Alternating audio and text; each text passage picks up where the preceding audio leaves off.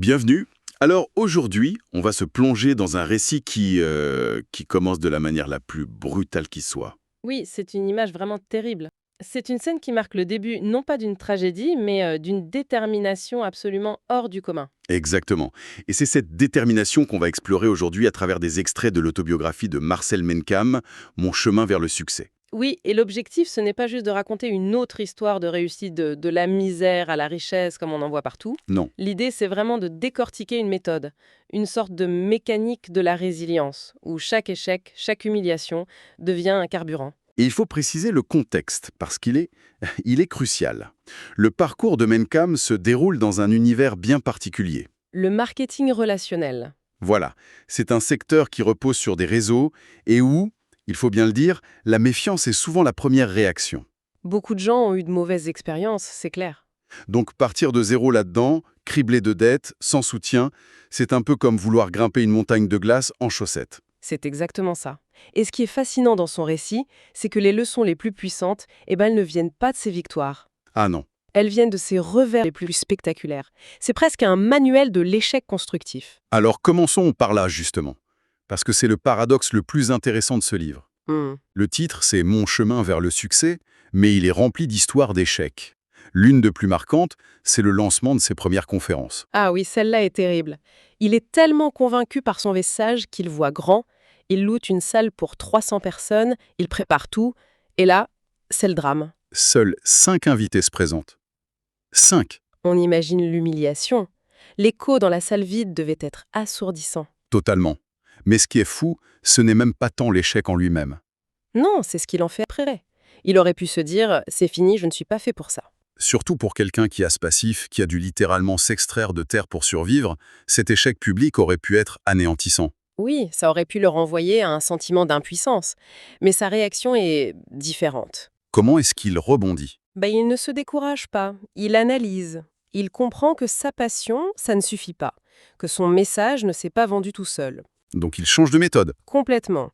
Il ne cherche pas à faire la même chose en mieux, il change les règles du jeu. Il se tourne vers le marketing d'influence, la preuve sociale.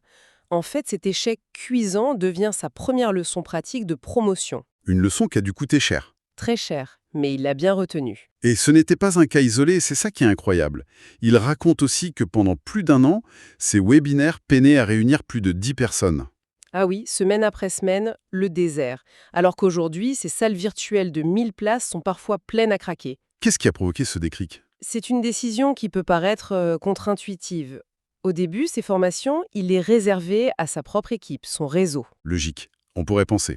Oui, mais le déclic, c'est quand il décide d'ouvrir les portes à tout le monde, même à des gens de réseaux concurrents. Il a compris que la valeur qu'il offrait dépassait le cadre de sa propre entreprise.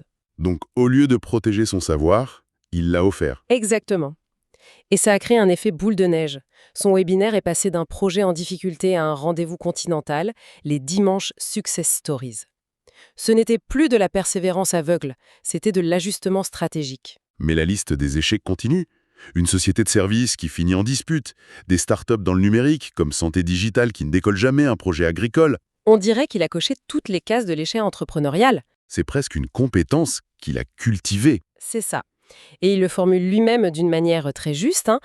L'échec est souvent la meilleure façon de se lancer correctement. Comment ça? Pour lui, chaque tentative n'était pas une fin, mais une collecte de données. Chaque projet abandonné a affiné sa vision, l'a mené vers une activité qui au final était moins risquée et plus rentable.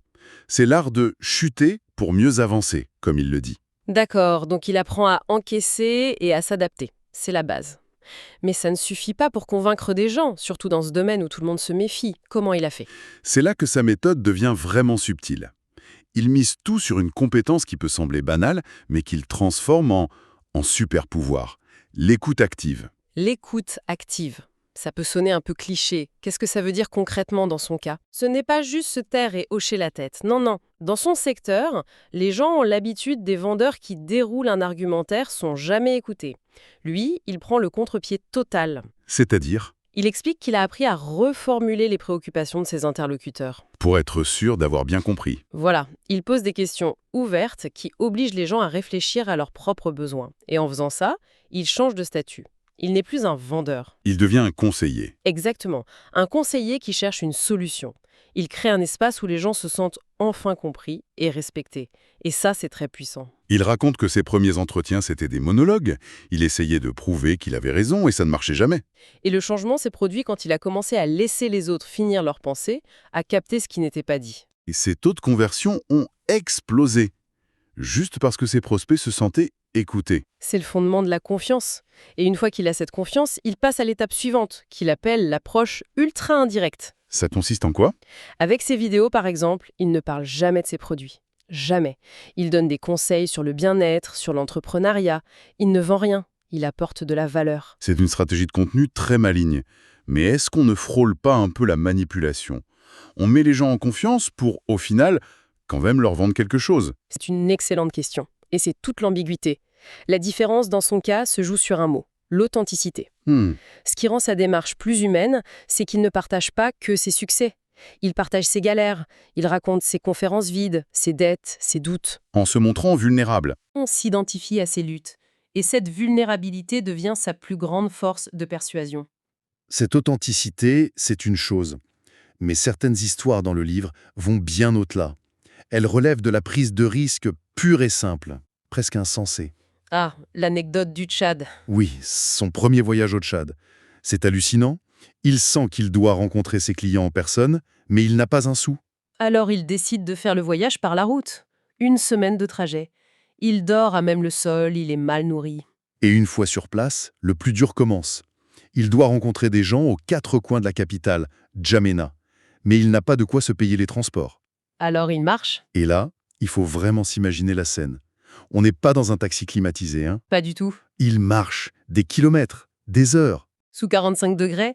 C'est un sacrifice physique extrême, juste pour aller serrer des mains et regarder les gens dans les yeux. C'est une image puissante. Pour lui, c'était un risque calculé. Il avait compris une chose.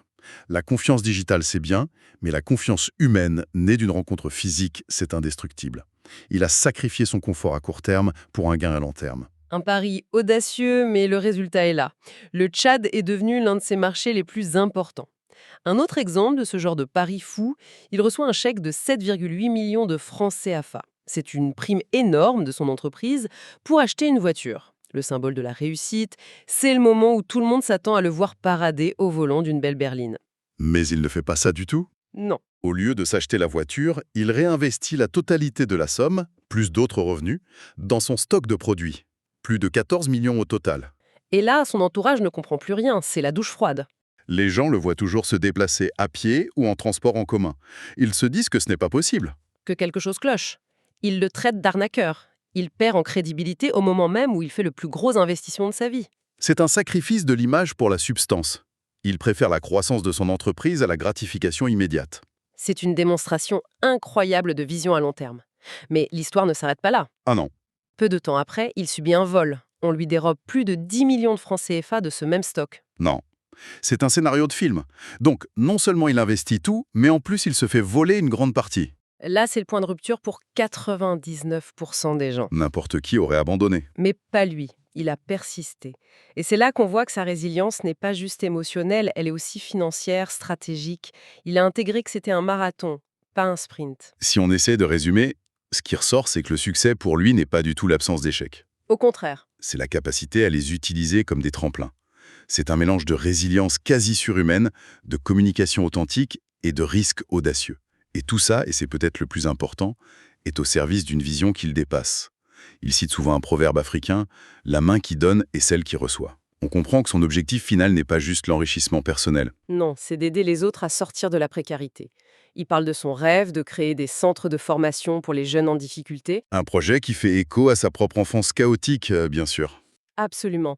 Et il y a un moment clé dans le livre qui illustre cette ambition. C'est sa rencontre en Chine avec le fondateur de Langridge, un géant de l'industrie. Oui. Pour lui, ce n'est pas juste une anecdote. Il décrit ce moment comme une onction. Une onction. C'est un mot très fort. C'est un mot presque spirituel.